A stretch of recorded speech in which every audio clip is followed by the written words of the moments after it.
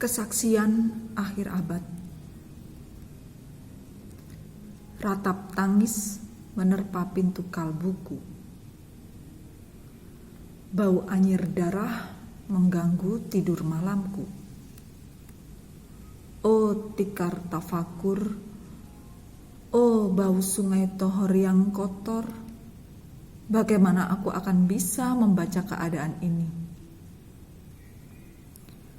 Di atas atap kesepian nalar pikiran yang digalaukan oleh lampu-lampu kota yang bertengkar dengan malam, aku menyerukan namamu.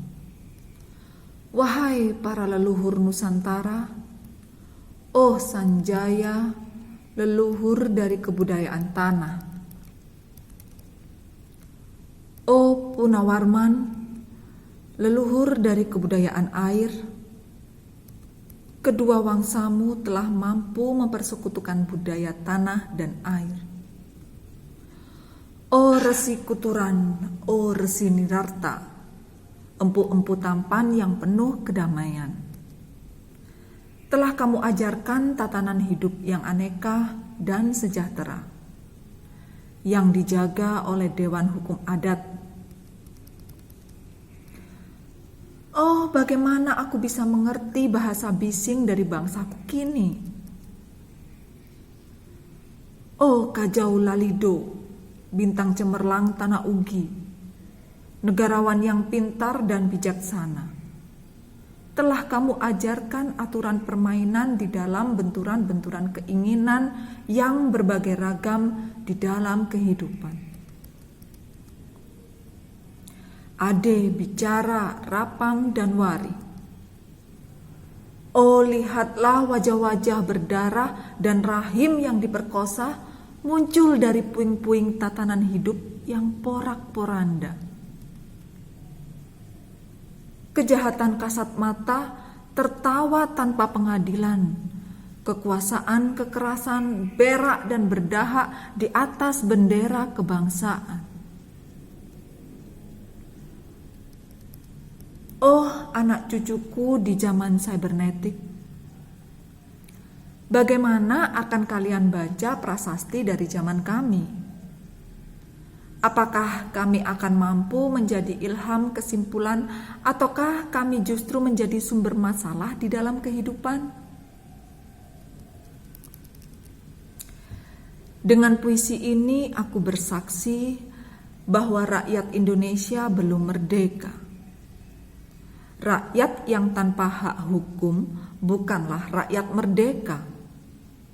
Hak hukum yang tidak dilindungi oleh lembaga pengadilan yang mandiri adalah hukum yang ditulis di atas air. Bagaimana rakyat bisa merdeka bila polisi menjadi aparat pemerintah dan tidak menjadi aparat hukum yang melindungi hak warga negara? Bagaimana rakyat bisa merdeka bila birokrasi negara tidak menjadi aparat rakyat, melainkan menjadi aparat pemerintah yang berkuasa? Bagaimana rakyat bisa merdeka bila hak pilih mereka dipasung tidak boleh memilih secara langsung wakil-wakil mereka di Dewan Perwakilan dan juga tidak boleh memilih secara langsung camat mereka, bupati, wali kota, gubernur, dan presiden mereka. Dan partai-partai politik menganggap rakyat hanya abdi partai yang dinamakan masa politik partai, kawula partai, atau hamba partai.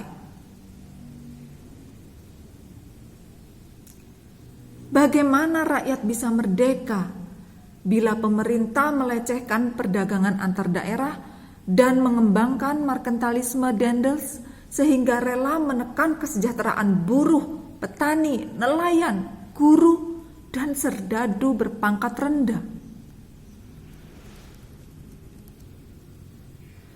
Bagaimana rakyat bisa merdeka bila provinsi-provinsi sekedar menjadi tanah jajahan pemerintah pusat?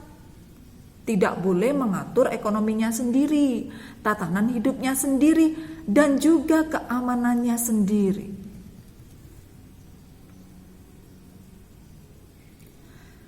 Ayam, serigala, macan, ataupun gajah, semuanya peka pada wilayahnya. Setiap orang juga ingin berdaulat di dalam rumah tangganya. Setiap penduduk ingin berdaulat di dalam kampungnya, dan kehidupan berbangsa tidak perlu merusak daulat kedaerahan. Hasrat berbangsa adalah naluri rakyat untuk menjalin ikatan daya cipta antar suku yang penuh keanekaan hidupan dan memaklumkan wilayah pergaulan yang lebih luas untuk merdeka bersama.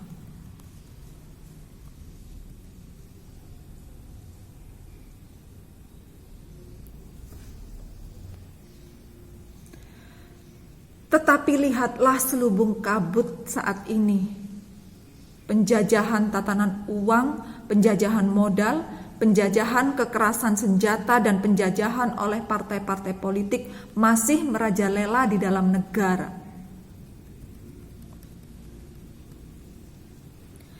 Dengan puisi ini aku bersaksi bahwa sampai saat puisi ini aku tanda tangani, para elit politik yang berkedudukan ataupun yang masih di jalan tidak pernah memperjuangkan sarana-sarana kemerdekaan rakyat. Mereka hanya rusuh dan gaduh memperjuangkan kedaulatan golongan dan partainya sendiri. Mereka hanya bergulat untuk posisi sendiri. Mereka tidak peduli kepada posisi rakyat, tidak peduli pada posisi hukum, posisi polisi, ataupun posisi birokrasi.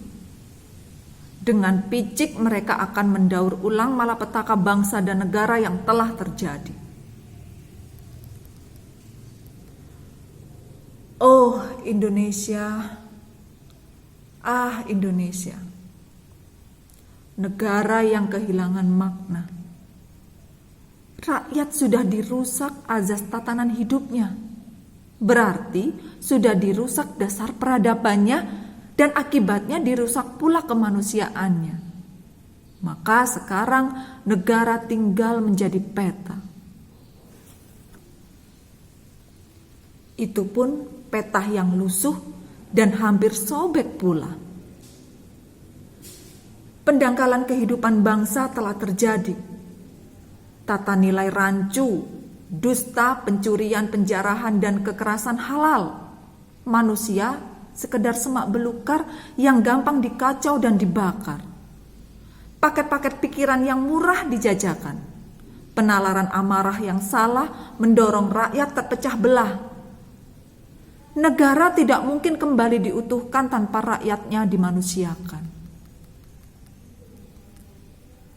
Dan manusia tak mungkin menjadi manusia tanpa dihidupkan hati nuraninya. Hati nurani adalah hakim adil untuk diri kita sendiri. Hati nurani adalah sendi dari kesadaran akan kemerdekaan pribadi. Dengan puisi ini aku bersaksi bahwa hati nurani itu meski dibakar tidak bisa menjadi abu. Hati nurani senantiasa bisa bersemi meski sudah ditebang putus di batang. Begitulah fitrah manusia, ciptaan Tuhan yang Maha Esa.